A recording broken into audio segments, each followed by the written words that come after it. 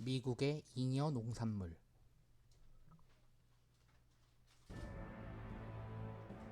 2차 세계대전 기간 중 미국의 농촌은 갑작스런 특수를 누리게 된다. 유럽이 전쟁으로 식량이 모자라게 되자 당시 미국의 농민들은 유럽 사람들을 먹여 살리느라 더 많은 농사를 지었고 더 많은 돈을 벌고 있었기 때문이다. 밀, 감자, 옥수수, 왕창 농사 짓자는 많이 지을수록 그게 다 돈인데. 하지만 한번 늘어난 생산량을 줄이기란 결코 쉬운 일이 아니었고 전쟁이 끝난 뒤에도 여전히 농산물 생산량은 줄어들지 않았기 때문에 농산물 가격은 크게 폭락할 수밖에 없었다. 1차 세계대전 때도 미국은 비슷한 경험을 했었지. 때문에 미국 정부는 잉여 농산물을 대거 사들이고 있었다.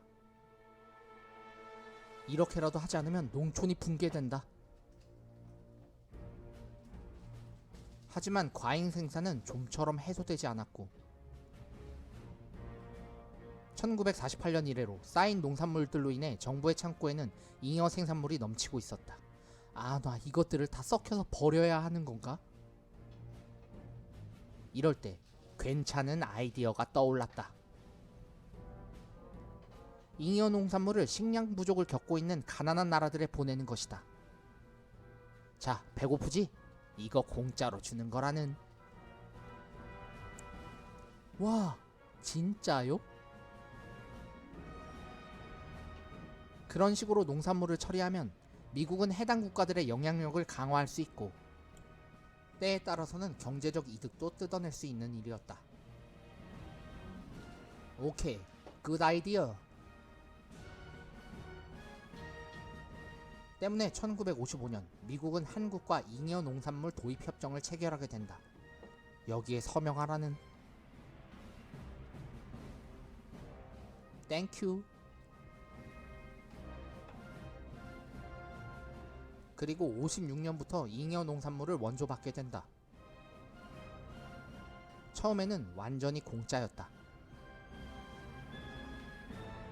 하지만 57년부터는 미국의 경제가 악화되고 있었기 때문에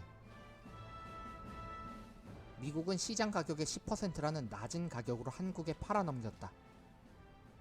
요즘 경제도 안 좋은데 기름값은 주라는. 배고픈 한국에게는 고마운 일. 미국에서 원조해주는 밀가루를 외부로 수출할 경우 이러한 미국의 잉여 농산물 원조는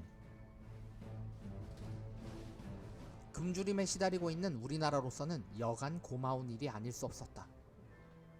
56년 당시만 하더라도 하루 3끼를 정상적으로 먹을 수 있는 사람은 전체 국민 중 절반밖에 되지 않았고 날품팔이 일용직들의 경우 하루 종일 일을 해야 겨우 하루치 끼니를 벌 수 있을 정도였다. 하지만 이런 굶주림은 이미 해방 직후부터 10년 넘게 겪어오던 민생고였다. 1949년 정부는 양곡 소비를 줄이기 위해서 금주령까지 내려야 했고 사형에 처한다는 법까지 제정할 정도로 식량난이 심각했다. 이듬해 1950년에는 매주 수요일에 술과 고기를 금하는 무주일, 무6일까지 법으로 정했을 정도다. 귀한 양곡을 가지고 술을 빚어서 낭비하지 말고 농사 지을 소를 함부로 잡지 말라는 뜻이었지. 마치 조선시대의 금주령, 우금령을 연상케 한다. 나 무슨 종교단체도 아니고 나라에서 술과 고기를 먹지 말라고 법으로 정할 정도였으면. 하지만 56년 이후로는 미국의 잉여 농산물이 대거 들어왔기 때문에 양상은 크게 달라진다. 당시 잉여 농산물은 우리나라 곡물 생산량의 40%를 차지할 정도였다. 따라서 공급이 넘쳐났기 때문에 곡물의 가격은 대폭 하락했고 굶주리는 사람들도 거의 사라졌다. 오히려 농산물이 남아돌아 일본에 수출까지 할 정도였다. 특히 잉여 농산물 가운데 밀이 70%를 차지했기 때문에 밀가루는 더 이상 귀한 음식이 아니었고, 오히려 쌀값과 비교할 수 없을 정도로 저렴했기 때문에 이 시기에 짜장면이 널리 대중화될 수 있었다. 덕분에 화교들이 짭짤한 재미를 보게 된다는. 귀하게만 여겨졌던 과자, 빵, 국수 등도 이때를 계기로 서민들의 대용식으로 자리 잡게 된다.